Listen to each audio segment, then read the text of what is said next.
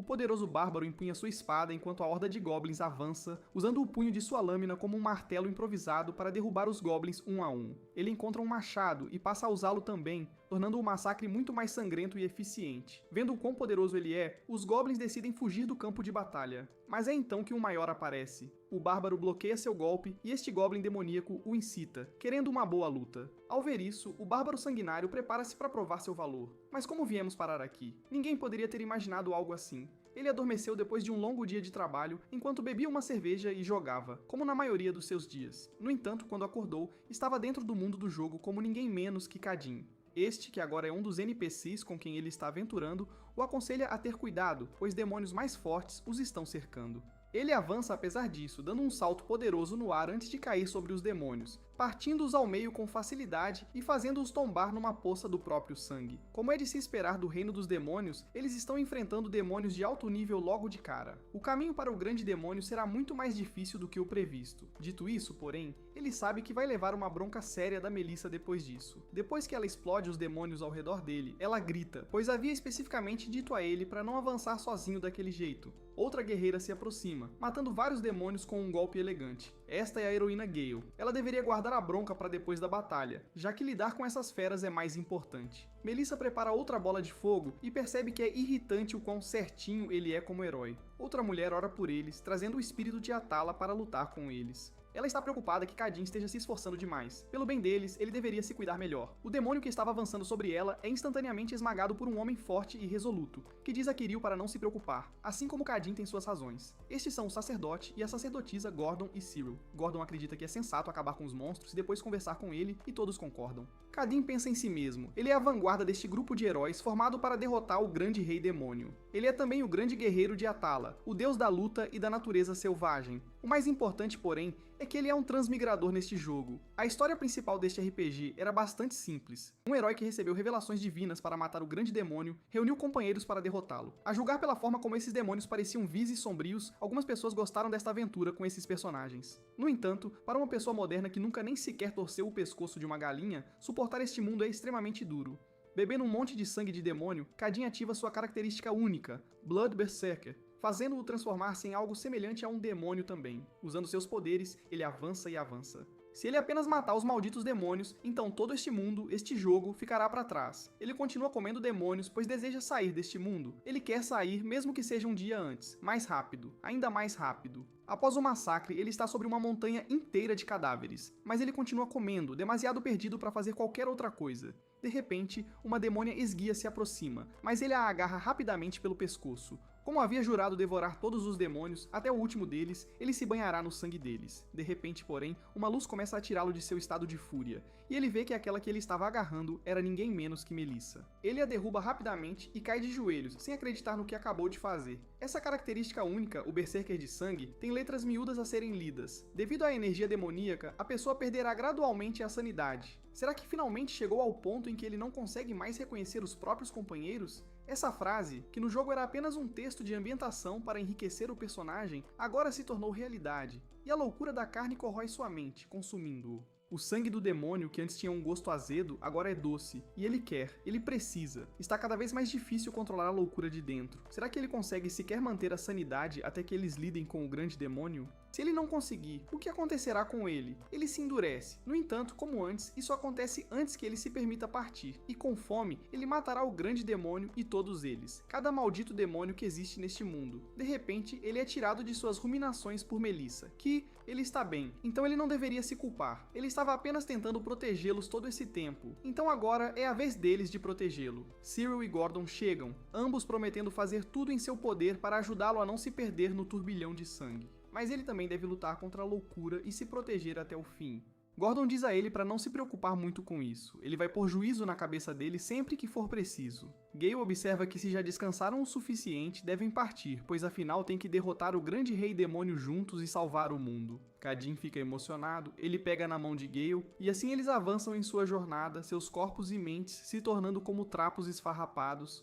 Por fim, Kadin desfere o golpe final, decapitando o rei demônio de uma vez por todas. Seu corpo convulsiona e desaba com um estrondo, enquanto seu sangue jorra por toda parte. Melissa se pergunta se realmente acabou, e Gordon observa que pela graça de sua deusa, parece que sim. Antes que Melissa possa dizer mais alguma coisa, uma luz brilhante desce sobre o Rei Demônio e Cyril grita sobre Cadin. Ele, no entanto, já largou o machado e está indo em direção à luz, correndo para ela. Gale diz a ele para parar. Como ele pode ir lá quando não sabe o que o espera? Cadin olha para trás, observando que foi uma honra estar com eles pessoalmente e não apenas assistindo por trás da tela. Realmente, eles eram seus únicos companheiros. Ao entrar, a luz brilha ainda mais forte e depois nenhuma luz, ao desaparecer. Cyril cai de joelhos enquanto o céu começa a mostrar sinais do sol. Cadin continua andando. Ele está em um lugar escuro.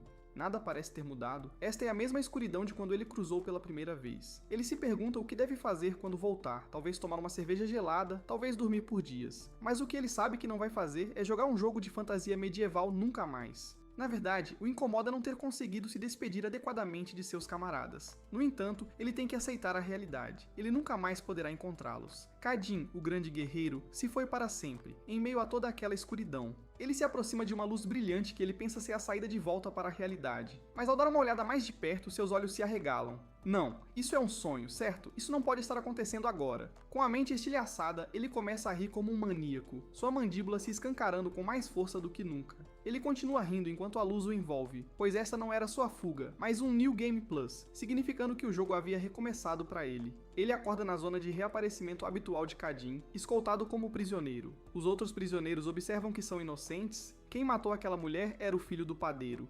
Outro observa que a única coisa que roubou foi um anel de bronze insignificante. Ele jura que não sabia como. Um colar de prata simplesmente caiu no bolso dele. Um dos guardas manda-os calar a boca e todos se viram. O guarda observando que eles adoram falar demais quando são lixo. Um dos prisioneiros, no entanto, é mais educado e observa que ele pode ter sido acusado injustamente. O soldado pergunta o que ele fez, então o homem fraco observa que nunca vendeu subproduto demoníaco. Alguém deve ter plantado aquilo nele, então ele quer se encontrar com a pessoa que inspecionou sua bolsa. O soldado olha às vezes. Algumas pessoas incriminam inocentes para inflar suas conquistas. Ele sabe que foi este bastardo na frente deles que o fez, mas para ele cometer tais coisas em tão tenra idade, infelizmente ele é um cavaleiro sagrado e retrucar-lhe significa a sua cabeça. Ele pergunta ao prisioneiro como ele se atreve a duvidar de um cavaleiro sagrado de Elga. Se ele é inocente, então ele será libertado em segurança. Até lá, ele que calhe a boca e entre na linha. É realmente uma pena, mas como um cavaleiro sagrado estava envolvido diretamente, é improvável que este homem sobreviva. Ele que espere nascer com um status melhor em sua próxima vida. Deixando tudo isso de lado, porém, como diabos eles sequer conseguiram capturar um bárbaro? Enquanto caminham, Cadin se pergunta o que está acontecendo. O corpo dele é familiar, mas todo o seu poder anterior desapareceu. A loucura e a culpa que corroíam a sua sanidade também parecem ter desaparecido com isso. Segundo aquela mensagem que dizia New Game Plus, ele basicamente recomeçou. No entanto, ele não entende, mesmo na realidade, o jogo nunca começou assim. Um velho prisioneiro se aproxima dele e lhe entrega uma raiz, dizendo para ele mastigá-la enquanto conversam, o que torna a conversa menos entediante. Cadin olha para ele e o velho prisioneiro explica que já foi ajudado por bárbaros como ele. Há muito tempo. Ele o lembrou deles, e isso não é muito, mas é tudo o que ele tem para retribuir. Cadin decide aceitar o presente e começa a mastigar, com o velho perguntando como ele foi pego. Cadin não sabe, e o velho entende que há muitos casos assim. Afinal, os cavaleiros sagrados e os sacerdotes do Império são excessivamente hostis para com os hereges hoje em dia. Crer num deus diferente não é um pecado, ou não era. Cadin está perplexo. Há um império neste continente? O velho está surpreso. Ele não conhece o Império Lucaniano, mas Cadin conhece esse nome. Não é um reino no centro do continente? O velho observa que está longe disso. Eles o chamavam assim há muito tempo. Cadin se pergunta, será que ele agora transmigrou para um mundo paralelo com um cenário diferente?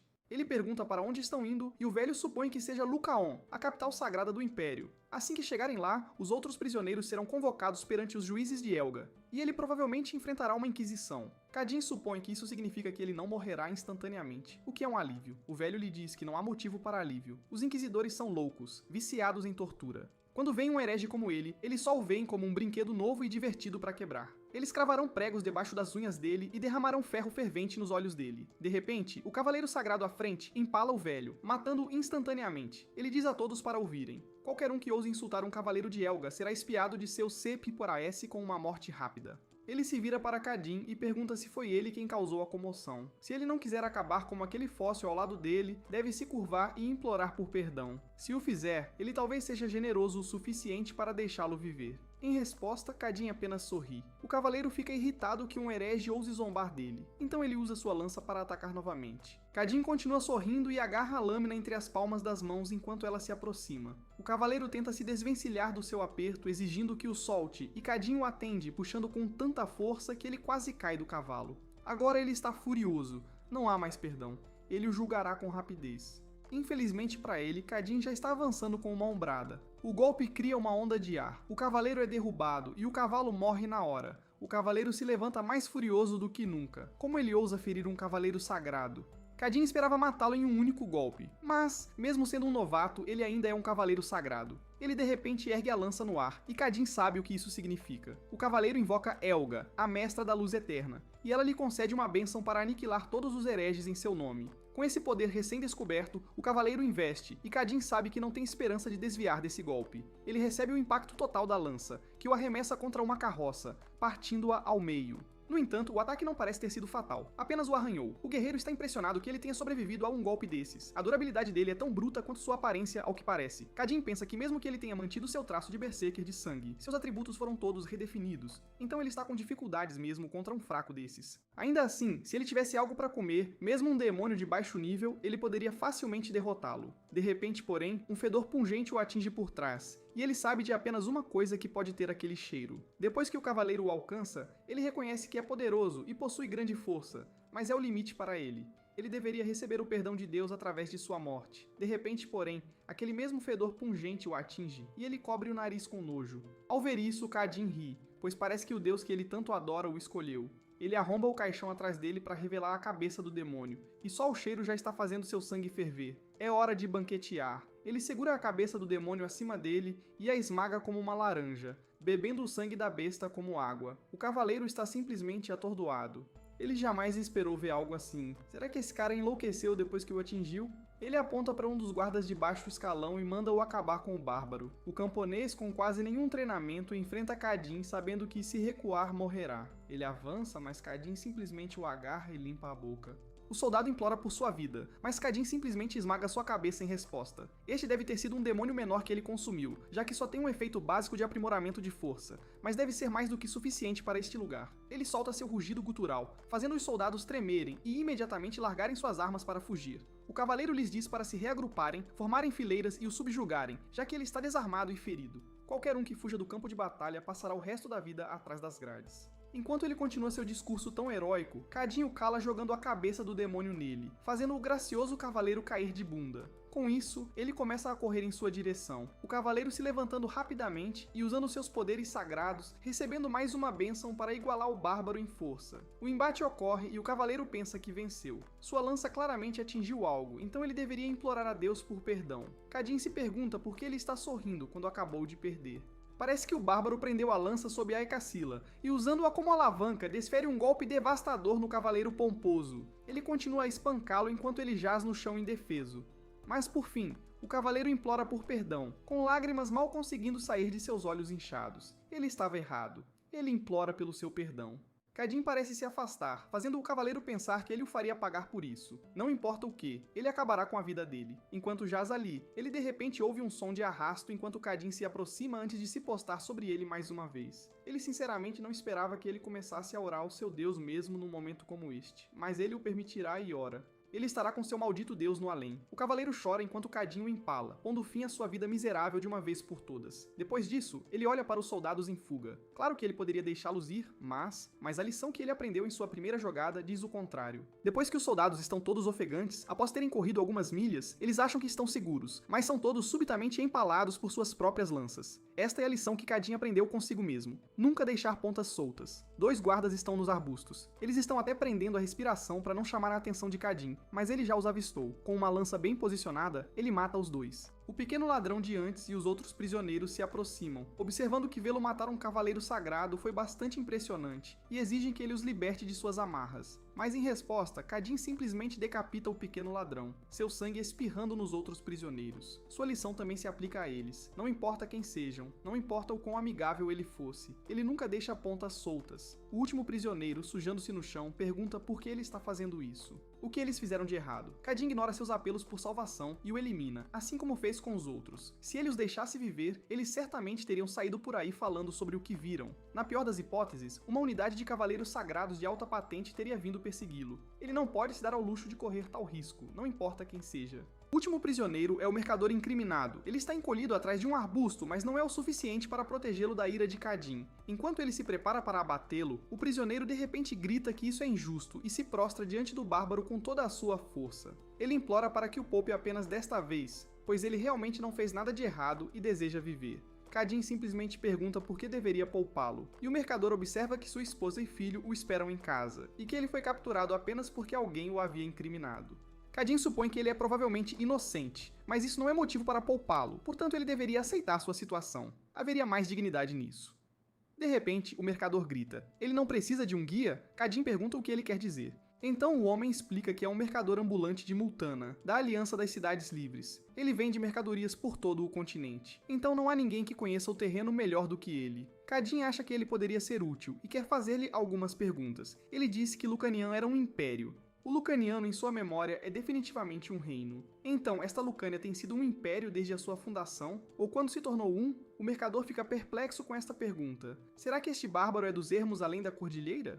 Ao contrário dos bárbaros que se estabeleceram no continente, se ele é de além das montanhas, é possível que eles tenham perdido o contato com o mundo conhecido por séculos. Nesse ponto, Kadin pergunta por que ele não está respondendo. Talvez ele não saiba. O mercador imediatamente começa a explicar. Este é o ano 248 do calendário imperial, o que significa que se passaram cerca de 248 anos desde que o imperador fundador estabeleceu o Império Lucaniano. Antes disso, como ele disse, era o reino lucaniano. Kadin está surpreso. Eles têm um novo calendário imperial, mas que ano é de acordo com o calendário antigo? O mercador pensa um pouco sobre isso, já que eles não usam mais o sistema do calendário antigo.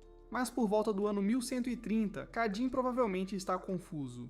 O calendário comumente usado no continente agora é considerado antigo. Kadin bombardeia o mercador com perguntas sobre o estado atual do continente, o que aconteceu com a Feelga e o que é o reino demoníaco. O mercador observa que, como explicou anteriormente, Lucanian unificou o continente há cerca de 300 anos. Agora o continente está basicamente dividido em 3 potências. A Feelga aproveitou o surto para expandir seu poder e tornou-se o que é agora. O reino demoníaco é uma zona tabu. Ninguém foi lá e quem foi nunca mais voltou. Por isso, eles realmente não sabem o que pode estar acontecendo lá.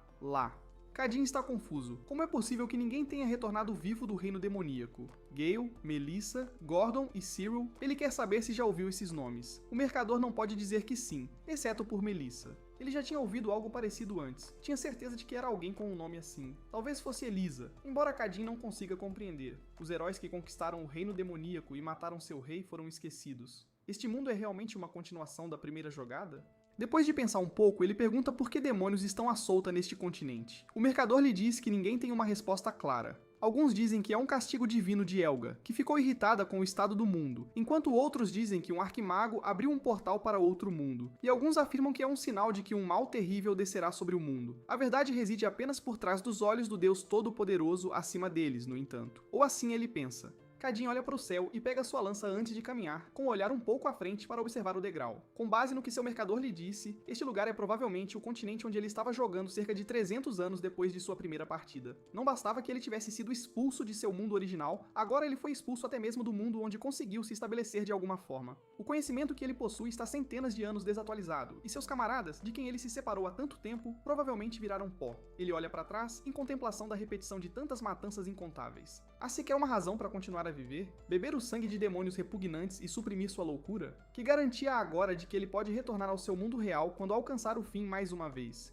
E se este deus maldito lhe der um New Game++, ou até mesmo além disso, ele parte a lança em duas e encosta a lâmina em seu pescoço. O mercador pergunta imediatamente o que ele está tentando fazer. Kadin pensa que se ele recomeçar a jornada, inúmeros apegos persistentes permanecerão em seu interior. Se ele tiver que encontrar seu fim, pelo menos ele quer partir nos seus próprios termos. Enquanto ele aperta a lança com mais força, ele espera que o que ele enfrenta não seja uma sala com uma saída marcada como Game Over.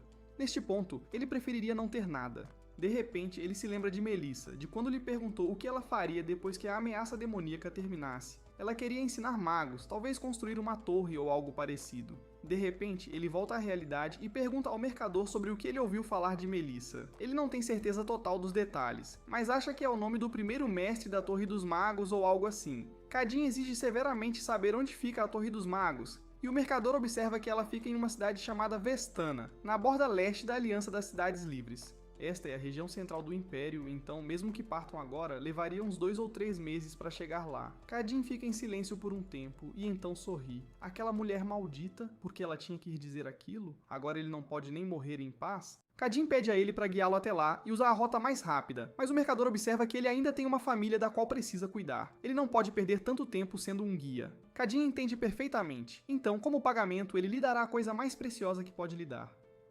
sua vida. Com isso, Kadin joga a lança no chão e comanda o mercador para encontrar a chave, tirar as algemas e pegar o que precisarem. Como ele quer ir agora entre os escombros, ele encontra uma espada que não lhe servirá para nada. Não é tão boa quanto uma arma abençoada, mas ele provavelmente pode forjá-la em algo decente ao usar seu traço único. A lança do Cavaleiro Sagrado é tentadora, mas uma arma abençoada consagrada por sacerdotes rejeitará qualquer um, exceto o Cavaleiro Sagrado. Se ele ao menos pudesse pegar seu machado da primeira jogada. Depois que o mercador arruma sua sacola, ele pensa que pelo menos está vivo. Mas, ao ir ver o que seu novo mestre está fazendo, ele o vê drenando o sangue do demônio e colocando-o em um frasco.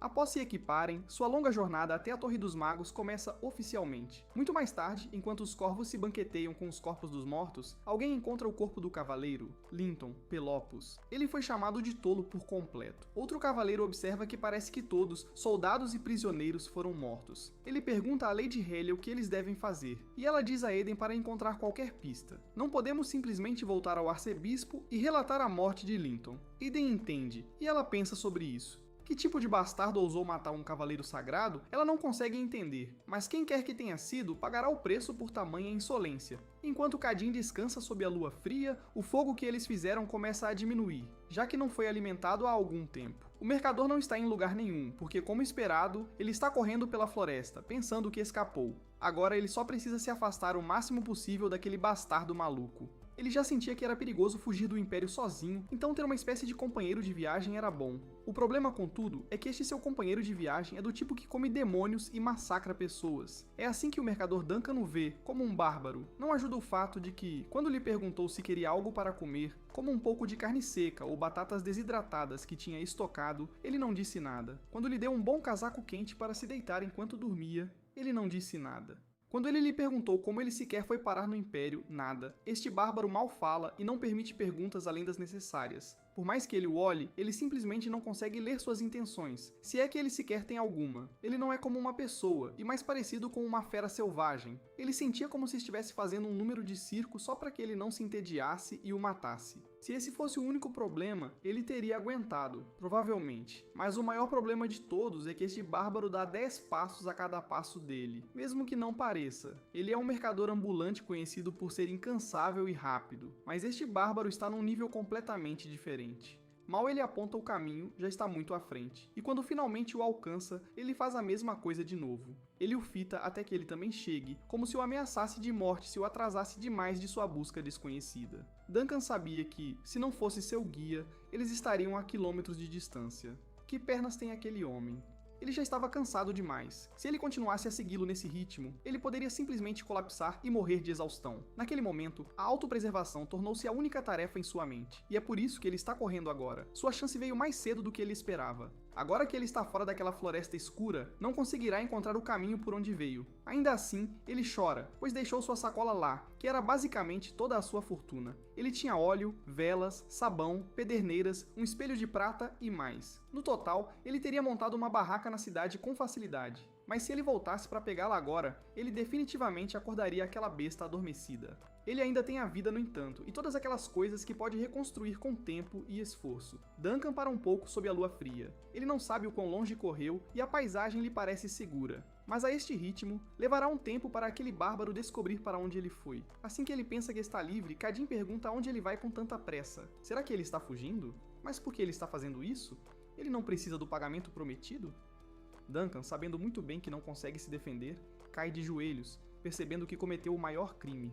Ter esquecido a misericórdia que lhe foi demonstrada quando sua vida foi salva. Ele se desculpa profusamente e implora seu perdão.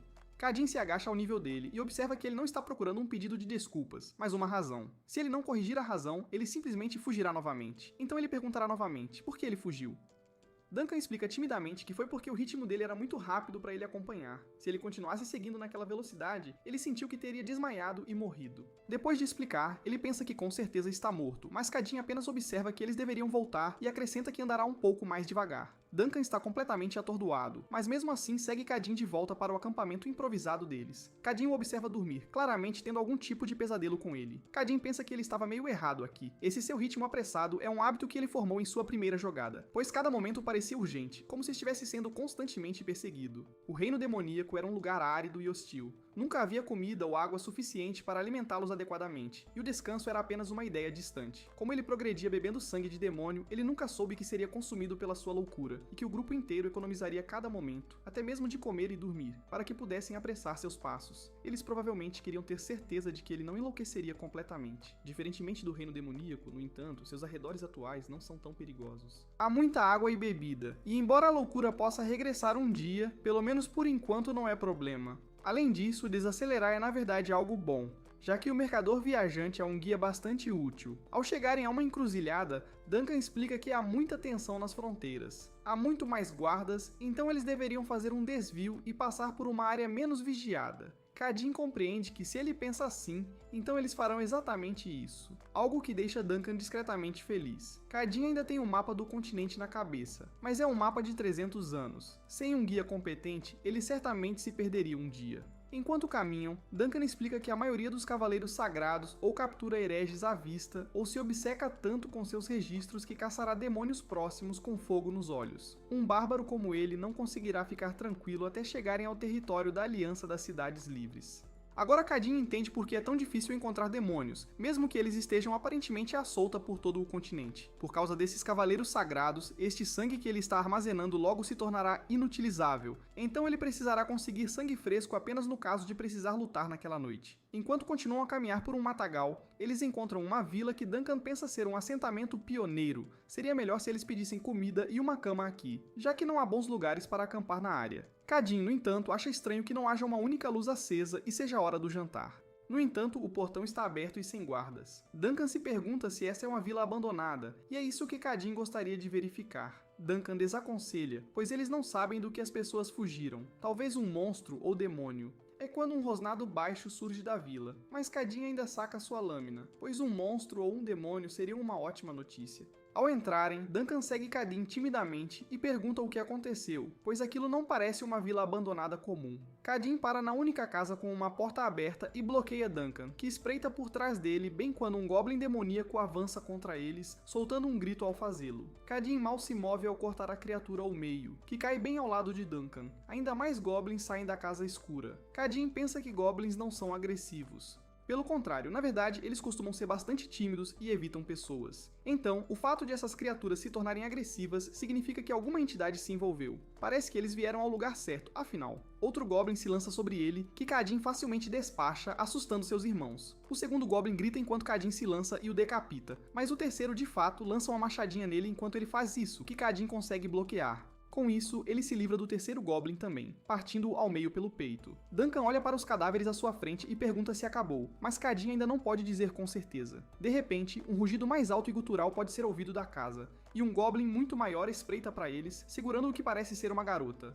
A criatura grita com os dois, mas Cadin simplesmente arremessa sua lâmina na cabeça dela, matando-a instantaneamente, e ela solta a garota. Duncan pergunta o que ele teria feito se tivesse acertado a criança, mas Cadin observa que ele não erra. Ele tira as amarras da menina e imediatamente encara a criança assustada, notando que tem algumas perguntas. Antes que ele possa dizer mais alguma coisa, Duncan intervém, notando que eles não são pessoas más, e lhe dá uma raiz de alcaçuz para mastigar. Ele a acalma, lenta mas seguramente, fazendo Cadin notar que ele é muito bom com crianças. Duncan nota que tem um filho em casa, justamente da idade dela, na verdade. A menina começa a falar devagar, chamando pela mãe, fazendo os outros pensarem que ela a quer. Mas na verdade, a menina diz que ambos os pais a abandonaram. Isso choca os dois Duncan, que se perguntam por que fariam uma coisa dessas. Mas Cadin entende. De repente, alguém chama a mãe que partiu, deixando o filho para trás. Como os aldeões voltaram, ela abraça o filho com força. Claramente não agiu daquela forma por vontade própria. Os aldeões ficam chocados ao ver os goblins mortos e perguntam a Cadin se ele fez isso. Ele nega essas alegações. Foi a sua lâmina que fez isso. Esta é uma história bastante previsível, mas ele ainda quer saber por que exatamente eles ofereceram seus filhos como sacrifícios a um demônio maldito, nada menos.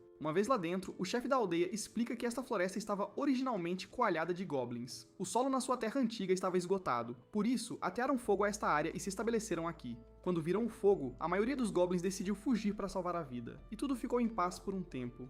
Mas algo estranho aconteceu. Há algum tempo, os goblins que permaneceram na floresta começaram a atacar. Eles eram ferozes, e suas baixas continuavam a aumentar. A cada dia, o dano se acumulava, e eles não podiam ficar de braços cruzados. Então eles reuniram todos os homens aptos da vila e foram para o covil dos goblins. Mas foi ali que eles o viram. Eles não tinham força suficiente para enfrentar os goblins, muito menos um demônio. Assim, incapazes de resistir à sua ofensiva, eles desistiram e se renderam ao demônio. Ele não os matou. Em vez disso, ele explicou que toda semana viria à vila deles. E de cada família, ele exigia a criança mais inútil como sacrifício. Duncan supõe que isso significa que as outras crianças foram levadas. Mas como eles puderam fazer isso? Eles já não estão sãos. O medo os enlouqueceu. O chefe da aldeia grita, perguntando quem eles deveriam sacrificar. Seus filhos adultos, suas filhas que estavam no limiar do casamento. Duncan grita que eles poderiam ter simplesmente ido embora. Mas o chefe da aldeia observa que eles já tinham plantado suas plantações e teriam morrido de fome. Em resposta a essa gritaria, Kadin esmaga a mesa em pedaços. Ele pergunta quantos chifres o demônio tinha na cabeça, e o chefe da aldeia não se lembra de ele ter nenhum.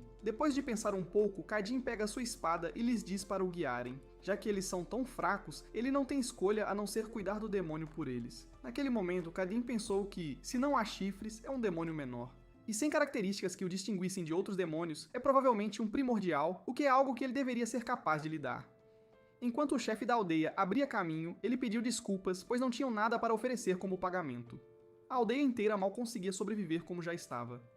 Kadin explica que o está a fazer por obrigação e não por qualquer pagamento. O chefe da aldeia agradece-lhe profusamente, mas Kadin gostaria de ficar com este machado, pois ele só tem uma arma. O chefe da aldeia concorda, e por fim eles chegam à caverna, e os aldeões imediatamente percebem que voltarão e esperarão, pois os goblins podem atacar subitamente a sua aldeia desprotegida. Duncan pergunta o que eles estão dizendo. Será que todas essas pessoas realmente vieram para servir de guias? Kadin diz-lhe que já chega. Covardes são apenas um estorvo no campo de batalha. Apenas os dois irão, já que ele precisa de um porta-tochas enquanto luta contra aquele demônio. Não era isso que Duncan tinha em mente anteriormente, mas, vendo os aldeões já recuando, ele segue Kadin para dentro da caverna úmida. Duncan esperava que ele os culpasse ou repreendesse, ao menos um pouco, já que não só ofereceram seus filhos a um demônio, mas são covardes que estão fugindo da redenção. Kadin, por sua vez, pergunta se ele já enfrentou um demônio vivo. Duncan não, ele só viu cadáveres de demônios no mercado negro algumas vezes. Kadin explica que, quando um humano fica cara a cara com um demônio, sua mentalidade muda para sempre. Toda aquela nobre vontade de viver é estilhaçada, e só resta o medo combinado com a necessidade de sobrevivência. Alguns humanos superam esse medo e conseguem enfrentar o demônio. Mas ele não pode esperar tamanha fortaleza de aldeões comuns. Duncan ainda não entende como eles puderam simplesmente sacrificar seus próprios filhos daquele jeito. Até as feras sabem o valor de sua prole. Kadin explica que às vezes, para sobreviver, é preciso atravessar a mais lamacenta das imundícies. Foi uma escolha que fizeram para a sobrevivência, então não podem simplesmente condená-los. Ele não os ouviu? Eles disseram que não tinham outra escolha. Duncan entende, mas mesmo assim, da perspectiva das crianças, deve ter parecido que o mundo inteiro as tinha abandonado. De fato, de que adianta uma vida que sobrevive abandonando a humanidade? Isso faz Kadin estacar, pois depois de tudo o que ele passou, caminhando por um mar de sangue apenas para retornar à realidade, sua percepção sobre essas coisas se distorceu. É possível que o mercador viajante, um personagem de um jogo, tenha uma compreensão melhor de moralidade do que ele. Se ele algum dia voltar assim, conseguirá viver uma vida decente? Duncan se pergunta se disse algo errado, então ele muda de assunto, questionando-se se as crianças que foram sequestradas ainda estão vivas. Kadin se recompõe e observa que se o demônio fosse menos astuto e perverso, ele os teria matado. Mas se for astuto, ele definitivamente os manterá vivos, por enquanto pelo menos. Enquanto Duncan se pergunta se não deveria ser o oposto, ele se vira para ver Kadin pronto para brandir seu machado, que ele pensa ser contra ele. Mas Kadin na verdade o arremessa na frente deles, pois ele detectou um Goblin antes mesmo que este se fizesse notar. Com este ataque os outros avançam, e enquanto Duncan se pergunta de onde eles sequer vieram, Kadin lhe diz para manter sua tocha erguida. Ele avança, perfurando um Goblin para atingir outro, antes de agarrar aquele mesmo Goblin que ele perfurou e cortar outro. No entanto, depois de brandir, ele atinge uma estalagmite. A presença deles dificultará fazer movimentos amplos neste espaço já confinado. Os goblins rosnam e fazem ruídos ao verem Kadin enrolar um pouco de couro em sua lâmina, e em seguida eles avançam. Kadin, no entanto, agora está usando sua lâmina como uma arma contundente, abatendo os goblins como os inimigos insignificantes que são. Ele se lembra do machado que acabara de arremessar e o recolhe, usando ambas as armas para aniquilar os goblins de todas as formas. Duncan só consegue observar enquanto isso acontece, mas ele está completamente pasmo que um único homem possa fazer isso. Os goblins, sabendo que não podem vencer, começam a fugir com medo. Kadin observa que eles os estão seguindo. Eles perderam a maior parte do seu grupo, e como goblins são covardes por natureza, muito provavelmente retornarão ao demônio. Enquanto caminham pela caverna escura, Duncan observa que pensou que o caminho ficaria mais estreito, mas ele se abriu novamente em um espaço amplo, muito mais largo que a entrada. No entanto, parece que as paredes foram esculpidas para alargar a área. Será que esta é a base dos goblins? Kadin de repente sente um cheiro horrível e diz a Duncan para se concentrar. Como o demônio está por perto, ele deve manter distância, mas não fugir. Os goblins podem rastreá-lo e matá-lo em bando. Assim que ele está prestes a explicar mais, o demônio de repente ataca Kadin, conseguindo bloquear o ataque. O demônio o encara como nunca o tinha visto antes. Ele tampouco é um aldeão. Isso será bem divertido então, pois ele estava ficando bem entediado de apenas ficar parado. Kadin o olha, pois ele é diferente do que lhe foi dito. Chifres. Eles são pequenos, mas ainda estão crescendo. Isso é ruim, pois esta luta ficou muito mais difícil. O simples fato de o demônio estar criando chifres significa que ele está evoluindo de um demônio menor para um demônio intermediário. O próprio demônio gosta de sua expressão de esforço e, em um segundo, avança sobre ele. Kadin, mal conseguindo bloquear o ataque que se aproxima. O demônio revela que ama os humanos. Eles são fracos e bastante obedientes. Kadin apenas bloqueou por instinto, pois o perdeu de vista. Mas como ele pensou, este não é o poder e a agilidade de um demônio menor. O demônio observa que ele matou muitos de seus preciosos e pequenos goblins. E ele está começando a desgostar de humanos. Por causa disso, ele deve implorar por perdão. Kadin pensa que um demônio menor pode ser derrotado por uma dúzia ou mais de homens aptos sem treinamento. No entanto, contra um demônio intermediário, a vitória não é garantida, mesmo com um esquadrão de soldados de elite. O demônio deseja que ele tenha mais uma chance na vida, mas ele não usará aquele braço. Na verdade, ele o cortará com aquele machado dele, depois mastigará e devorará tudo até o osso. Se ele consumir a própria carne sem deixar um fiapo, então ele o deixará viver. Kadin sabe que, em seu estado atual, seria difícil lutar contra um demônio intermediário de verdade. Mas agora, enquanto seu chifre ainda está crescendo, ele pode ter uma chance contra ele. O demônio está confuso. Ele não vai cortar o próprio braço? Ele não vai escutá-lo? Talvez. Kadin finca sua espada no chão e percebe que tem feito barulho já há algum tempo, mas ele não dá ouvidos a sacos de sangue como ele. Ele corta o frasco de sangue demoníaco, deixando-o escorrer, e o demônio fica confuso. Ele conhece aquele cheiro, o conhece bem. Mas por que um humano tem acesso a isso? Kadin o ignora enquanto ele engole o frasco antes de descartá-lo no chão. Ele começa a tremer, e de repente ele grita numa fúria demoníaca que assusta até mesmo o demônio arrogante. Infelizmente para ele, ele está enfrentando o mais verdadeiro inimigo de qualquer demônio. Kadin está contente que o sangue estava bastante velho a esta altura, mas ainda assim teve um efeito. Ele sente que não vai durar muito, ele tem que acabar com isso rapidamente. O demônio está surpreso consigo mesmo. Por um segundo, ele estava realmente temendo um mero humano. Mas isso simplesmente não pode ser, já que ele também ganhou novos poderes. Por essa insolência, ele terá que matá-lo agora. Então ele avança, suas garras se estendendo mais do que antes. Kadin sabe que demônios são criaturinhas astutas. Se tivesse sentido perigo, não teria hesitado em fugir da área.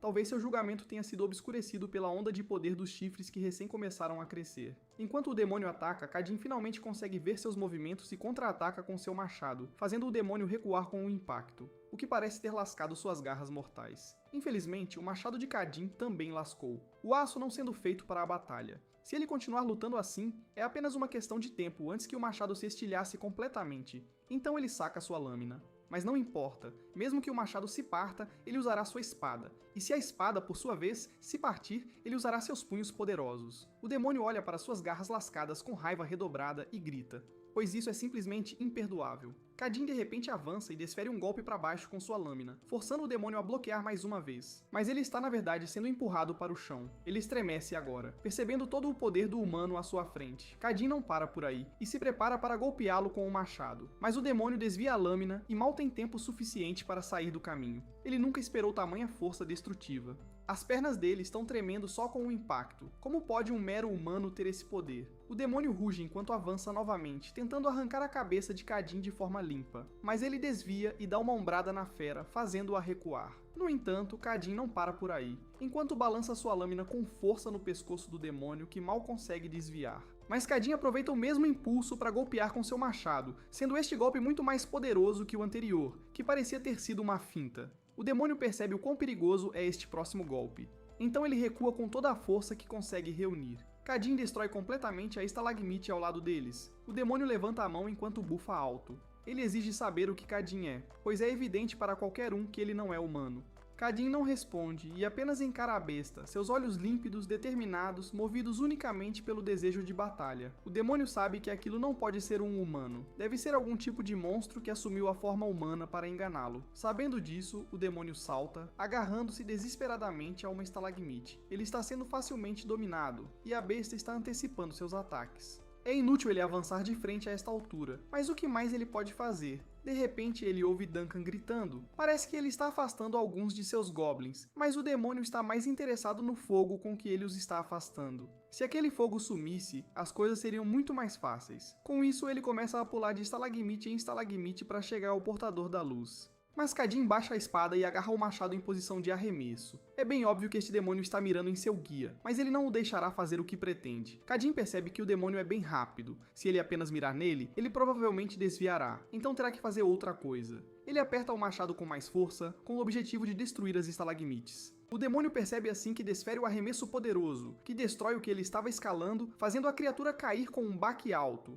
Enquanto o demônio tenta tirar a poeira dos olhos, Kadin aproveita a chance para avançar e empalar seu rosto. O demônio consegue agarrar a lâmina antes que ela avance mais, e Kadin nota que ele está bastante bonito com esse novo visual. O demônio tenta golpeá-lo por desespero e frustração, mas Kadin fica apenas surpreso que ele ainda esteja vivo depois de ter perfurado sua cabeça. Ele invoca mais de seu poder em seu braço, que golpeia, e contra os protestos do demônio puxa a lâmina para cima, fatiando completamente seu cérebro ao meio. Com a morte do demônio, o bônus desaparece. Kadin se alegra que tenha durado sequer tanto tempo. Todos os goblins olham para ele com medo nos olhos, tremendo, sem saber o que fazer. Parece que a ferocidade deles se foi agora que o demônio está morto. Eles não serão afetados pela energia demoníaca. Mas isso não significa nada. Eles já se tornaram bestas sanguinárias uma vez. Ele vai dar um jeito em cada um deles antes de partir. O segundo Goblin tenta fugir, temendo por sua vida, mas Kadin não mostra misericórdia. Por fim, ele vai para cima do Goblin que segura uma tocha, visando por fim a vida dele o mais rápido possível. Mas de repente, Duncan o tira de sua sede de sangue, permitindo que Kadin veja que ele estava, na verdade, prestes a matar Duncan. Kadin para, com os olhos injetados de sangue, e Duncan pergunta se ele está bem. Kadin se desculpa e explica que estava escuro, e por isso não conseguia ver direito. Eles devem ir mais para dentro agora, pois as crianças provavelmente estão lá, e também cuidar dos goblins restantes. Com isso, eles acabam voltando para a vila, e os aldeões abraçam suas filhas e filhos, agradecendo a Kadin do fundo de seus corações. Um dos aldeões mais velhos o convida para comer algo. Ele fez tanto por eles, e é o mínimo que eles podem fazer. Kadin recusa a oferta e diz a eles para darem a comida às crianças. Elas devem estar com fome depois de chorar a noite toda. Ele diz a Duncan para comer com elas também, pois ele vai descansar. Duncan observa os aldeões, especialmente as crianças que parecem mais mortas do que vivas. Quando chegaram até eles, estavam todos num só lugar, desesperados como se o mundo estivesse prestes a acabar, completamente insanos. Kadin explicou que eles foram submetidos à lavagem cerebral desde a sua captura, o que os faz repetir coisas sem parar até que suas mentes estejam completamente destruídas. Os pais deles os abandonam, eles são as crianças mais inúteis, esse tipo de coisa. É uma lavagem cerebral poderosa, repetida tantas vezes que mesmo um sacerdote sagrado inabalável não seria capaz de resistir por muito tempo. Bem, não se pode chamar de lavagem cerebral completa. É um fato que os seus pais os abandonaram, afinal. Isso simplesmente gravou esse fato nas suas mentes para que nunca o esqueçam. Depois de serem abandonadas pelas pessoas que as deram à luz e pelas pessoas que deveriam protegê-las, estas crianças nunca conseguirão crescer normalmente. Duncan simplesmente não conseguia entender por que um demônio faria tal coisa. E Kadin simplesmente afirmou que isso está na sua natureza. O sofrimento e o desespero humanos são suas maiores conquistas e alimento. Naquele momento, Duncan entendeu o que ele disse quando afirmou que este demônio era astuto e cruel. Mesmo assim, se os pais se arrependerem de seus pecados e se cuidarem dos filhos de forma plena agora, não poderiam se recuperar? Não há aquele ditado que diz que a sinceridade máxima pode mover os céus? Kadin observou que sempre havia uma possibilidade. Mas ele duvida que aqueles pais que abandonam seus filhos sem pensar duas vezes sejam capazes de tal coisa. Sabendo de tudo isso, Duncan decide ir com Kadin também. Não querendo mais ver os rostos daquelas crianças dentro do alojamento, ele fica surpreso ao vê-lo dizer que eles já estão partindo. Eles deveriam pelo menos descansar hoje e partir amanhã. Como seus ferimentos ainda não cicatrizaram completamente, Kadin explica que é provável que uma testemunha já tenha se apresentado. Matar soldados e prisioneiros será ignorado como de costume, mas matar um cavaleiro sagrado não é algo que eles deixariam passar. Duncan esqueceu completamente que ele fez isso. E Cadin diz que se eles tiverem azar, aqueles desgraçados já estão no seu encalço, e eles têm que se apressar, já que é improvável que eles deixem isso passar. Lá fora, Cadin perfura o pescoço do demônio e drena o sangue dele para um frasco enquanto todos observam. Ele o enche até ficar mais ou menos pela metade, o que deve ser suficiente para emergências. Parece que ele cumpriu seu objetivo inicial de visitar esta aldeia. O chefe da aldeia pergunta o que ele planeja fazer com o cadáver do demônio, e Cadin lhes diz para queimá-lo. Isso surpreende o chefe, pois ele tem certeza de que essa coisa foi difícil de pegar e pensou que Cadin o tinha feito por dinheiro. Por não saber o seu valor, ele o tomará dele de bom grado e o venderá a um cavaleiro sagrado ou mercador. Cadin, sabendo o que ele está pensando, explica que se ele não o queimar, o cheiro de sangue começará a se espalhar. E quando outras criaturas o cheirarem e devorarem o corpo, elas se tornarão monstros. Certamente ele não deseja ser atacado por goblins novamente. Sob o olhar atento de todos, o chefe da aldeia decide queimá-lo imediatamente. Atrás de Cadin, o mesmo aldeão que lhe ofereceu comida traz algumas recompensas por ter salvado seus filhos. Não é muito, mas todos reuniram coisas para ele e não aceitam um não como resposta. Cadin não pode negar a sinceridade deles e equipa as botas pesadas e o cinto, que certamente serão bastante úteis. Assim que ele se vira para sair, a ferida da lança começa a brilhar e a doer novamente. Este corpo dele, com uma capacidade de recuperação tão grande que a ferida que ele sofreu ontem já está formando crosta, não consegue curar esta ferida de 10 dias. Aquela sua arma abençoada certamente não era uma lança comum. No local do massacre, Eden informa a Elia que vasculhou cada canto e recanto, mas não conseguiu encontrar nenhuma pista. Ela acha isso patético. Patético. Ele não deveria ficar apenas olhando para a cena descuidadamente. Ela quer que ele deduza as intenções do culpado. Eles até massacraram os prisioneiros, então o objetivo deles não era um resgate, e não há sequer sinais de que o equipamento dos soldados tenha sido roubado. E o mais importante, por que o cadáver do demônio foi mutilado? Que tipo de grupo, afinal, fez isso? Eden pergunta quem poderia ser. Quem poderia ser esse grupo sacrílego? Elia o chama de impecável enquanto lhe diz para encontrar pistas com base nessa dedução. Embora já faça muito tempo desde sua investidura, há uma razão pela qual ele ainda não avançou além do rank de paladino. Parece que Eden pensa que ela é apenas arrogante. No fim das contas, ela também não sabe, mas considerando quem ela é, ele não pode argumentar. Ela é a Arquipaladina, Elia Moviel, e não uma Arquipaladina qualquer, mas uma que ascendeu ao posto ao derrotar 20 demônios sozinha. Ela é também a Arquipaladina mais jovem do Império. A personalidade dela é um lixo, mas a habilidade dela não pode ser ignorada. É frustrante, mas ela ainda não é uma oponente que alguém do nível dele pode enfrentar. Embora ele possa ter uma chance em breve. Já que não há o que fazer, Elia diz a ele para trazer a relíquia sagrada entregue pelo arcebispo Arensco. Mas isso surpreendeu Eden, então eles deveriam reconsiderar o uso dos espelhos gêmeos de Damian, já que não faz nem 10 anos desde que o outro quebrou. Os espelhos gêmeos de Damian são um par de espelhos que refletem cenas do futuro e do passado. Aquele que vê o futuro se estilhaçou depois de refletir sobre um ser impossivelmente poderoso. Então agora ele só tem o espelho do passado. Ele a grita perguntando quem falou em quebrá-lo. Ele foi dado a eles para usar. Quando a busca chega a um beco sem saída, ele realmente vai se reportar ao próprio arcebispo dizendo que eles não têm ideia de quem matou seu sobrinho Linton. Ela se acalma e o aconselha a parar de se preocupar. A menos que reflita um grande demônio, aquele espelho não vai quebrar. Ela o arranca da mão dele e começa a usá-lo no local, vendo o que Cadin fez, bebendo sangue, espancando Linton até a morte e matando a todos, quando seu olhar extremo faz o espelho quebrar, chocando ambos. Eden está tremendo. Como pode aquele espelho quebrar? Ela não disse que um grande demônio tinha que aparecer para sequer começar a quebrá-lo. Isso significa que o bárbaro que eles viram está no nível de um grande demônio. Eles devem retornar à capital sagrada e relatar isso. Ele observa que com o culpado revelado, eles não têm razão para retornar à capital sagrada, então devem continuar sua busca. Agora ela está levando a sério, jurando matar pessoalmente aquele demônio em pele humana. Naquela noite, enquanto Duncan recolhe água de um rio próximo, ele pensa nas crianças que acreditam que suas vidas estão basicamente acabadas. São todos loucos. Ele se recompõe. Se ele quer sobreviver e voltar para sua família, ele precisa se animar. Ele não pode ficar assim se quiser servir bem ao bárbaro. Ele volta para o acampamento e nota que vai preparar sua refeição agora. Mas ao olhar mais de perto para ele, ele vê Cadin suando profusamente. Ele fica surpreso por ele ser alguém que consegue despedaçar demônios com facilidade. O que aconteceu? Cadin se levanta e ele vê a ferida em seu peito que avermelhou e está doendo. Cadin pensa que deveria ter percebido antes sobre aquela maldita arma abençoada. Ela provavelmente estava imbuída com uma bênção que infligia ferimentos fatais em demônios, e naturalmente isso não afetaria um humano. Mas ele é um berserker que ganha poder do sangue de demônio e não pode ser afetado, já que bebe sangue de demônio. Duncan observa que eles não deveriam ter saído da aldeia. Ele deveria ter descansado pelo menos um pouco. Cadin observa que não é o tipo de ferida que pode ser curada com descanso. Mas mais importante, como estava a lua ontem? Duncan pensa um pouco sobre isso e observa que era uma lua minguante fortemente inclinada. Provavelmente. Cadin fica feliz por não ter perdido sua chance. Se for hoje à noite, então ele pode fazer alguma coisa. De repente, porém, eles ouviram uma série de uivos da floresta. E de fato, os lobos lâmina descem sobre eles, prontos para a próxima refeição. Vendo isso, Kadin pega suas armas e manda Duncan recuar. Neste mundo maldito, parece que ele nunca consegue realmente descansar. No entanto, essas malditas feras poderiam tê-los visitado em outro dia. Os lobos lâmina cercam o enfraquecido Kadin, aproximando-se lentamente dele, até que um deles avança. Mas Kadin arremessa seu machado contra a fera, fazendo-a recuar. Na verdade, ele estava mirando na cabeça, mas sua visão está extremamente embaçada, então ele não consegue nem mirar direito. Ao ver isso, as outras feras avançam.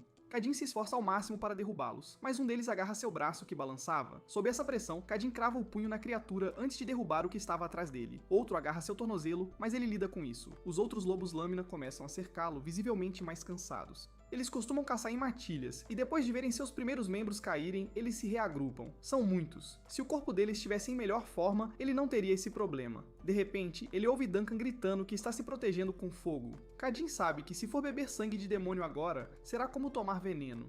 Mas ele não tem escolha. Sob a aparência das feras, ele toma o sangue demoníaco na boca. E as feras sabem que ele é muito mais perigoso do que antes. Ele subitamente agarra sua lâmina e com 2 golpes elimina aqueles que ameaçavam Duncan. Ele agarra seu machado e começa a matar lobos à torto e à direito. O efeito de aprimoramento do Berserker de sangue varia conforme o tipo de sangue demoníaco que ele bebe. Se ele tivesse que adivinhar desta vez, seria agilidade. De fato, quando 2 feras o atacam, ele as atravessa com uma velocidade impressionante, eliminando-as. Ele esperava esse efeito, considerando que aquele demônio bastardo era igualmente rápido. De repente, os lobos lâmina recuam, e Duncan pensa que estão fugindo. Mas Kadin sabe que não é o caso. Parece que o Alpha chegou. Duncan fica chocado ao ver um lobo 2 vezes maior que os outros. Mas Kadin tem mais medo do bônus, pois está prestes a acabar. De repente, a besta ataca sem aviso. Kadin percebendo que está tentando esmagá-lo apenas com seu peso. De repente, os efeitos colaterais do ferimento se manifestam e ele cai sobre um joelho. Duncan pergunta se ele está bem e diz para ele se recompor rapidamente. Enquanto o lobo ainda se aproxima, Kadin olha para o céu, pois as condições deveriam ter sido atendidas. E de fato, ele o vê. É meia-noite, na noite em que a lua se escondeu por completo. O momento chegou. Ele finca a lâmina no chão e começa a rezar. Atala, mestre invito de soldados, abençoe a sua lâmina em suas mãos. Abençoe este grande guerreiro que só tem sede de batalha. Na noite, o olho que vela sobre a terra esconde-se. Confira o nome banhado em sangue a esta lâmina. De repente, a lâmina começa a brilhar, chocando tanto o Alpha quanto Duncan. E Kadin é questionado sobre que nome ele gostaria de dar a esta lâmina. Já faz um tempo que ele não faz isso, essa reverberação de vontade. Ele também sentiu isso em sua primeira jogada. O nome que ele concede à lâmina é Mosquito, e com isso, uma runa é enxertada nela, flamejante e vermelha. Este é seu traço único em ação, aquele que concede nomes. O Alpha ataca novamente, mas Kadin desfere facilmente um ataque contra a fera, fazendo-a cair. O efeito especial das lâminas é ativado, que é vampirismo. Isso o faz restaurar um pouco de vida e curar algumas feridas. O Alpha rosna para ele e Kadin também não está satisfeito. Ele quer ver o que essa fera pode fazer. Contudo, ele acaba por usar o Alpha, e devido a todos os ataques que sofreu nele, todas as suas feridas se curam. Kadin fica satisfeito ao ver que até mesmo a sua ferida fatal da arma abençoada se curou. Na verdade, foi até útil que essas coisas tenham aparecido. O que está escrito na lâmina é uma escrita antiga, por isso ele não consegue ler, mas provavelmente significa mosquito, e o vampirismo é um efeito especial que restaura a força vital ao atacar. Infelizmente, a arma é de baixa qualidade e a eficiência não é boa. Para se recuperar completamente de estar um caco, ele teria que abater dezenas de feras. E mesmo assim, se ele encontrar um inimigo que não seja de carne, é inútil. Isso é o suficiente por enquanto, já que ser capaz de conceder um efeito especial sem nenhum material é uma vantagem. Duncan espreita por cima da árvore onde estava escondido e se aproxima, surpreso ao ver a situação se desenrolando assim. Como este bárbaro estava completamente destruído, como ele não desabou? Ele o olha e vê que não só seus ferimentos de batalha desapareceram, mas também aquele que o Cavaleiro Sagrado lhe deu. Kadin pergunta por que ele não fugiu quando lutou contra o lobo. Se ele o tivesse abandonado em seu estado enfraquecido e fugido, ele não poderia tê-lo perseguido. Duncan pensa sobre isso e só agora a ideia surgiu. Kadin sorri. Mesmo que ele tivesse corrido, ele teria sido perseguido pelos lobos famintos. Embora pareça que ele ainda não desistiu da ideia de fugir, Duncan se pergunta por que ele não pensou em fugir. Ele estava tão preocupado com este bárbaro ferido que não teve tempo para pensar em mais nada. Kadin diz a ele para ficar de vigia, pois está exausto da batalha. Mas se ele fugir, que corra para os confins da terra, porque se o pegar, ele o arrastará de volta pelo pescoço quebrado. Duncan se pergunta se ele está brincando, mas não quer descobrir e fica de vigia a noite inteira. No dia seguinte, ele explica que eles têm que caminhar por mais uns 10 dias para chegar à aliança. Terciário. A região sul do Império é vasta, por isso leva mais tempo para chegar à fronteira. Cadin pergunta se conseguirão atravessar a fronteira sem problemas, pois ele não quer se deparar com outra noite sagrada. Duncan acha que não é um problema, é por isso que eles vieram para a área mal guardada. Eles podem encontrar bandidos, mas isso não deve ser um problema para ele. Há um pequeno castelo chamado Multana, onde eles irão reabastecer. É um local remoto que os Elgafati não conseguem influenciar. O território da Cidade Livre é menor que o do Império e tem um setor comercial mais desenvolvido, por isso a estrada é bem conservada. Se eles seguirem atalhos, podem chegar lá em pouco tempo. Cadin acha que ainda não será uma viagem fácil apesar das estradas, mas é muito melhor do que nos velhos tempos. Há 300 anos, o continente oriental era uma arena onde inúmeros reinos disputavam o poder. As pessoas tornaram-se fechadas e ninguém recebia forasteiros, especialmente um bárbaro enorme que poderia causar confusão.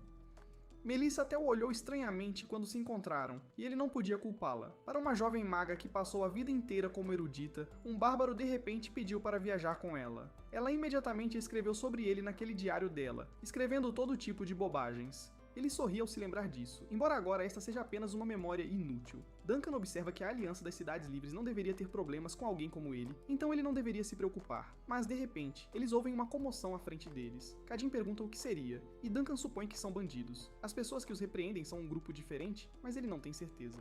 Cadin acha que deveriam pegar outro caminho para não se envolverem, mas o bandido repreendido o vê e enquanto se aproximam, Cadin se prepara para a batalha. O bandido, no entanto, apresenta Cadin como se já o conhecessem e observa que sabiam que ele viria, conforme ele lhes havia dito. Os outros bandidos fogem, claramente não querendo morrer, e os bandidos intimidados riem, achando a cena daqueles caras correndo muito engraçada. Deviam contar a todos que o chifre furioso de Agon está aqui. Cadin pergunta mais uma vez o que eles estão fazendo e o bandido pede desculpas, agradecendo-o pela ajuda. Embora ele provavelmente queira ser chamado de Chifre Furioso de Agon, certo? Cadin observa que ele não é aquele cara e não tem intenção de ajudá-los, então eles devem sair do caminho dele ou morrer. Os bandidos ficam confusos, mas como ele não é quem eles estavam pensando, ele estava certamente tentando confundi-los e se safar de algo. Ele deve ser punido por sua insolência. Ao ver o bandido mudar de atitude tão rapidamente, ficou claro para Cadin que ele estava esperando por outra pessoa. Já que eles têm a vantagem numérica, provavelmente pensam que também tem a vantagem. Um deles percebe Duncan e pergunta o que aquele carregador dele está carregando naquela sacola comicamente grande. Algo caro, talvez. Quando ele vai dar uma olhada, Cadin o impede, confundindo o bandido.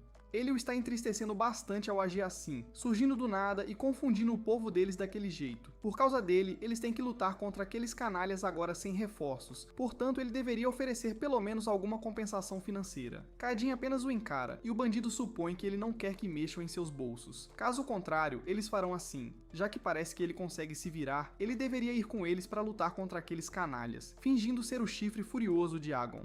Ele viu aqueles canalhas fugirem mais cedo, então não será nada difícil. Ele se faz passar por ele, observando que basta gritar e eles fugirão novamente. Com isso, eles podem considerar que estão quites sem levar a bolsa dele como pagamento. É natural, já que a culpa é dele aqui. Se um homem tem hombridade, deve assumir a responsabilidade.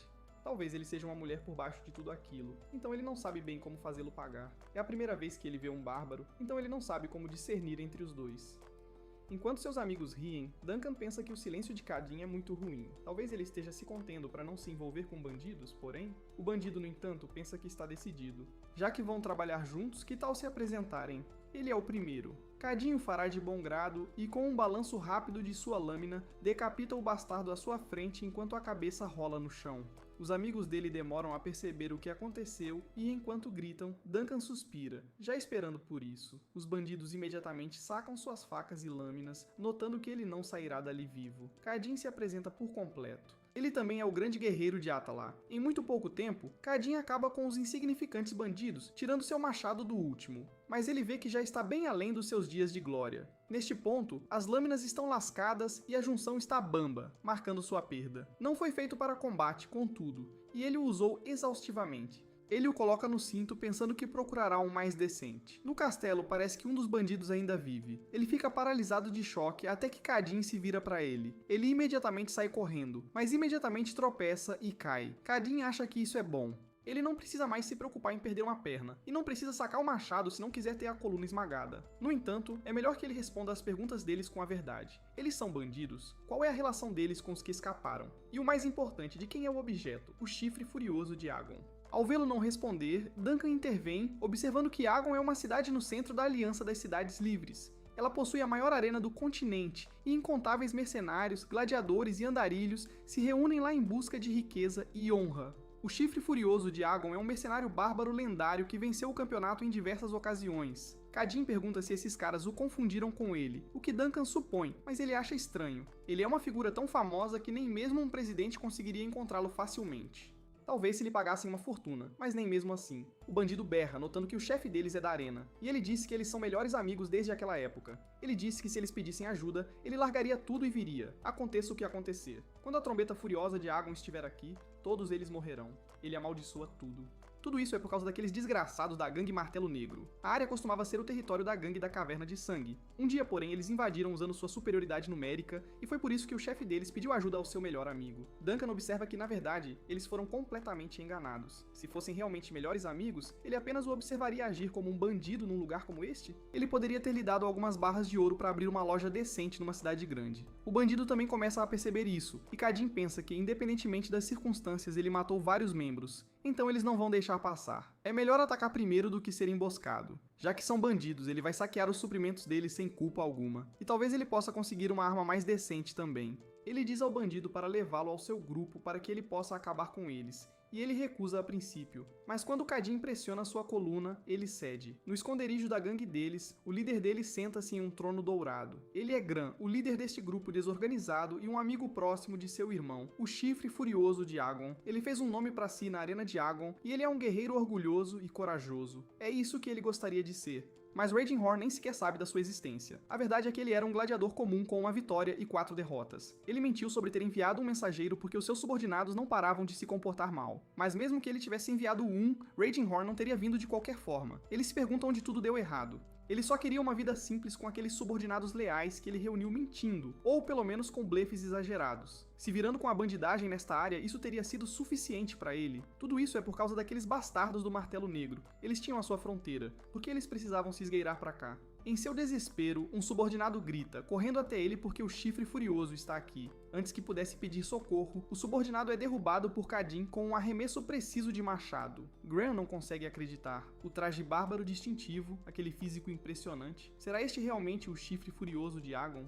Cadin aponta sua lâmina para ele e pergunta se ele é o chefe deste bando de bandidos maltrapilhos. Graham se faz de confuso, fingindo não saber quem é aquela pessoa. Graham já viu o rosto do Chifre Furioso de Agon no passado. E este não é ele, de jeito nenhum. De onde veio este bárbaro para atacar o bando deles? Se ele chegou tão longe aqui dentro, seus subordinados já devem ter sido eliminados. Mesmo que ele não seja o Chifre Furioso de Agon, ele é sem dúvida tão perigoso quanto ele, talvez até mais. Ele bate o punho na mesa e avança, pensando que deveria dar o primeiro golpe. Cadin acha interessante que ele esteja planejando lutar apenas com as mãos nuas. Ele deve estar confiante. De repente, porém, Gran cai de joelhos e implora para que ele poupe sua vida, chamando-o de irmão mais velho. Há dinheiro e objetos de valor guardados naquele baú no canto, então ele deveria aceitar isso por enquanto, pois ele lhe dará mais. Cadin diz a ele para parar de chamá-lo de irmão mais velho, e Gran agora o chama de senhor mercenário. Se ele quiser equipamento ou comida, ele pode ir à parte mais profunda da caverna para pegá-los. Duncan acha que essa é realmente a postura de alguém implorando pela vida. Graham pergunta se ele quer mais alguma coisa, e então, ao vê-lo levantar a lâmina, ele pergunta por que ele está fazendo isso, e por que ela continua subindo. Ele implora a Cadin para reconsiderar, e então menciona tributo. Que tal ele lhe pagar um tributo toda vez que o visitar? Ele sabe que não adianta, no entanto. Esse bastardo não vai ouvir nada do que ele tem a dizer. Ele é alguém que sobreviveu à arena brutal usando cada truque que conhecia, e no entanto, ele vai encontrar seu fim assim. De repente, ele vê seu machado surrado e gasto e menciona o mapa do tesouro. Que tal ele lhe dar um que marca a localização de um machado de arremesso anão? Cadin para, pois isso lhe interessa. O que ele sabe sobre isso? Graham confirma que de fato existe. É um machado de arremesso que dizem ter sido feito com todo o coração e alma por artesãos anões. Cadin manda-o continuar falando. Graham acha que despertou o interesse dele. É natural, contudo, equipamento anão não é algo que se encontre facilmente, nem mesmo no mercado negro. Ele ouviu dizer que a lâmina nunca perde o fio, não importa quantas vezes seja usada. E quando lançado, voa como um pássaro para atingir seu alvo sem mirar. E é simplesmente incrível. Ele tem certeza de que seria útil. Cadin já sabe que o equipamento anão não só tem atributos incríveis, mas também é repleto de efeitos especiais. É impossível sequer compará-los com equipamentos comuns feitos por humanos. Teria que ser no mínimo abençoado para se comparar. Portanto, obter equipamento anão não é uma tarefa fácil. Como é comum em jogos de fantasia, diferentes raças como anões e elfos existem neste jogo. No entanto, eram raças menores e não tinham uma grande presença. Por causa disso, mesmo o equipamento anão que podia ser obtido através de missões no jogo, não era algo que se pudesse conseguir facilmente neste mundo que se tornou realidade. Não havia como os anões, que por uma razão ou outra não gostam de humanos, venderem seus equipamentos de bom grado. Se o que este bastardo está dizendo é verdade, esta é uma oportunidade que ele não pode perder. Armas de alto desempenho são necessárias, nem que seja apenas para evitar depender demais do sangue demoníaco e sofrer as mesmas consequências do passado. Ele pergunta onde está o mapa, mas Graham não quer dizer. Primeiro, ele quer ter sua vida garantida. Como isto não é uma tábua de salvação, ele não pode soltar. É a única que ele tem. Cadin sorri. Será que ele realmente pensa que vai negociar com um mero bandido? Ele crava sua lâmina no ombro de Graham e observa que na negociação, ele também tem alguns truques que pode usar. Ele vai continuar a atormentá-lo até que ele sinta vontade de falar, então ele deve tentar resistir o máximo possível. Graham finalmente percebeu o quão ferrado ele está. No esconderijo da gangue Martelo Negro, um dos membros que viu Cadin veio contar o que aconteceu, mas um deles não acredita nele. Tudo isso parece um absurdo para ele. O chefe golpeia seu poderoso martelo no chão, fazendo-os parar esta briga. Ele está mesmo dizendo que o chifre furioso de Agon veio para a fronteira para ajudar a gangue da Caverna de Sangue, nada mais nada menos. Este é Krivan, o chefe da gangue do Martelo Negro. Ambos agora confirmam isso, mas Kravan pergunta se isso faz o menor sentido. Ambos imploram para serem acreditados, pois eles realmente viram um bárbaro tão grande quanto um urso, e ele os ajudou. Kravan sabe que esses idiotas não estariam reagindo assim se algo não tivesse acontecido. Eles devem ter visto algo. Havia rumores de que Graham e o chifre furioso de Agon eram amigos íntimos, mas isso deve ser um absurdo. Faz realmente sentido que um lendário campeão de arena se moveria apenas para ajudar um bandido de terceira categoria assim que alguém cruza o território da aliança.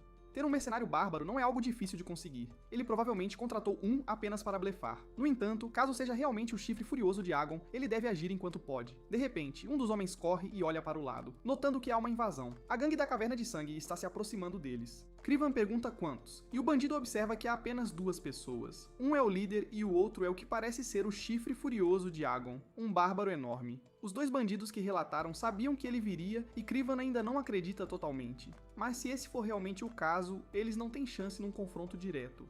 Ele manda seus homens posicionarem bestas atrás da barricada enquanto os demais se escondem nos arbustos. Ao seu sinal, todos dispararão flechas.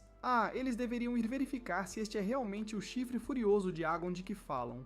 Enquanto Graham escolta Cadin à força, ele percebe que estão quase lá, mas se pergunta se ele realmente pretende entrar no esconderijo do Martelo Negro. Cadin observa que foi ele quem disse que o mapa está dentro do território deles, ou talvez ele tenha mentido. Graham não ousaria. Eles originalmente o esconderam no território deles, mas desde que o perderam para esses bastardos, as coisas simplesmente aconteceram assim. A questão é que eles estão enfrentando uma enorme gangue de bandidos, então andar abertamente é bastante perigoso. Cadin pergunta quantos são e Graham imediatamente começa a mentir dizendo que são 50, não, pelo menos 100, e cada um é tão cruel e perverso quanto o outro.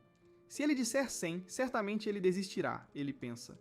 E Cadin observa que este é um grande número para uma gangue de fronteira, então ele ficará um pouco cansado depois de matar todos eles. Então eles devem se apressar, pois ele quer estar de volta antes do pôr do sol. Infelizmente para ele, o plano de Graham não funcionou de jeito nenhum e logo eles se encontraram cara a cara com Kravan, que olhou severamente para Cadin antes de perguntar a Graham o que ele fazia ali. Graham observa que essa é uma pergunta tola. Não é óbvio que ele veio aqui hoje para declarar a queda da gangue Martelo Negro com seu amigo próximo, o grande campeão da arena, o reverenciado chifre furioso de Agon? Todos ficam sérios, perguntando-se se este é realmente quem eles dizem que ele é. E Graham pensa que com isso eles ficarão abalados, e com o foco no bárbaro, ele fugirá enquanto eles lutam. De repente, Cadin pergunta o que ele está fazendo ao quase arrancar-lhe o couro cabeludo, e observa que ele não é Agon, seja lá qual for o nome dele. Ele não tem intenção de lutar, contanto que consigam o item que ele está procurando. Não há razão para eles derramarem sangue aqui. Não. Kraven sorri profundamente ao saber que este bastardo não era o chifre furioso de Agon. Ele deve ser Merc, atrapalhado pela gramática. Ele provavelmente o traiu depois de perceber que foi arrastado para esta armadilha mortal. Mas por que ele está tão calmo se ele mesmo não é Agon? Será que ele ainda não entende a situação em que se encontra? Ele esmaga o martelo no chão e os besteiros aparecem, junto com todos os outros que saem dos arbustos, cercando os dois como presas. Kravan observa que ele deveria cooperar. Então, que item ele está procurando? Os subordinados dele vão ajudá-lo, então ele deve falar abertamente. Cadin explica que ele está procurando um mapa. Esse cara conhece o local, então ele não precisa da ajuda deles. Eles só precisam abrir o caminho pacificamente. Krivan está intrigado. Talvez ele esteja falando sobre essa coisa velha. Graham exclama que é isso. Mas como ele tem isso? Krivan não esperava que ele o escondesse. Um dos seus subordinados encontrou-o debaixo de uma rocha e o trouxe para ele. Vários grupos vieram procurá-lo, então aquilo que ele está marcando deve ser bastante precioso. Bem, ele não planeja usá-lo, e se ele não pode tê-lo, ninguém pode. Graham pergunta se ele realmente é louco enquanto o vê rasgá-lo até o cerne e depois comê-lo. Krivin diz a ele para pegá-lo agora, se ele puder, isto é. Cadin não se importa. Se é isso que ele realmente quer, então é isso que ele terá. Ele terá que se apressar, porém, se quiser tirá-lo antes que passe pelo estômago.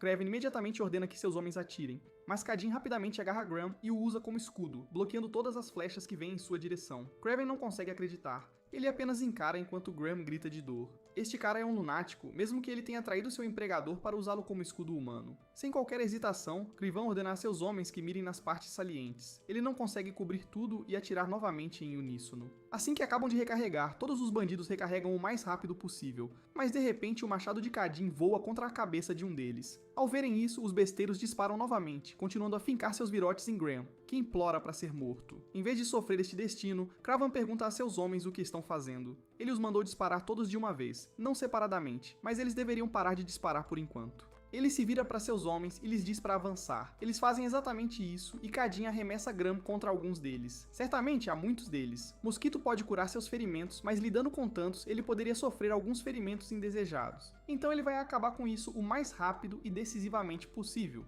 Kravan se pergunta o que ele acabou de beber. Aquilo era álcool ou água para saciar sua sede? Cadin sente uma intensa euforia, incomparável àquela que sentiu quando bebeu enquanto seu corpo estava um caos. Ele está mais forte, focado e pronto. De repente, ele se eleva no ar enquanto os bandidos o insultam e fatia alguns deles antes mesmo que percebam. Usando o sangue demoníaco, ele é mais rápido do que eles conseguem perceber, especialmente porque possui o aprimoramento de agilidade. Os bandidos cobrem as costas, perguntando-se como diabos ele é tão rápido, mas Cadin ainda os atravessa. Vendo todo esse derramamento de sangue, Krivan se pergunta o que está acontecendo. Não há como um bárbaro ter recebido o poder divino de Elga. De onde uma criatura dessas sequer veio parar? Ele engole em seco audivelmente e diz ao besteiro para carregar uma besta e trazê-la para ele. Eles o fazem, e Krivan pensa que por mais rápidos que seus pés sejam, há sempre um momento em que ele para de se mover e revela sua presença. À medida que o número de seus homens diminui e a distância aumenta, isso se torna mais frequente. Após atacar, ele se revela, parando de se mover e então vira as costas para encontrar o próximo alvo. Como agora. Ele dispara o dardo que voa em direção a Cadin a uma velocidade incrível, direto no rosto dele. Kravan pensa que o atingiu e abre um largo sorriso. No entanto, Cadin é mais rápido do que ele esperava, e assim que a ponta do dardo o alcança, ele o agarra e o parte em dois. Kravan não consegue acreditar. Como ele pegou um dardo voando em sua direção, que tipo de bobagem de power-up é essa? Vendo que eles ousam interrompê-lo, Cadin começa a se aproximar lentamente com um dos bandidos percebendo isso. Mas Kravan diz a ele para parar de ficar parado ali e recarregar sua besta também. Os poucos bandidos que estão no chão tentam pará-lo, mas ele simplesmente passa por eles sem um arranhão. Vendo que ele não parava de jeito nenhum, Kraven se pergunta se ele mudou as prioridades porque considerava as bestas irritantes e ele pergunta ao seu subordinado quantas bestas carregadas eles têm. Ele explica que eles têm 3, incluindo a que ele tem nas mãos, e Kravan manda-o ouvir com muita atenção. Ele enfia um virote nas calças e pega seu poderoso martelo, preparando-se para enfrentar Cadin, que está abrindo caminho entre seus homens. Ao olhá-lo, Kravan pensa que como ele eliminou os homens que bloqueavam a frente, ele vai encurtar a distância em breve. Mesmo que ele balance o martelo, ele não conseguirá tocá-lo. Mas ele tem um plano. Ao chegar finalmente, Kravan balança o martelo contra ele, mas então desmaia e se choca contra o chão, bloqueando a visão de Cadin momentaneamente. Kravan manda seus homens atirarem e eles o fazem, mas Cadin já desvendou os truques deles. Kravan pega a besta que está no chão e tira o virote da calça. Cadin pega um dos virotes, mas é nesse momento que Kravan passa por baixo dele e dispara o virote bem no rosto dele. Kravan sabe que nem mesmo ele consegue reagir a tempo para algo assim, mas, infelizmente, Cadin conseguiu. Ele investe e corta as pernas de Krivan, deixando-o de joelhos como um cão. Kravan não entende, ele com certeza o atingiu diretamente. Então como?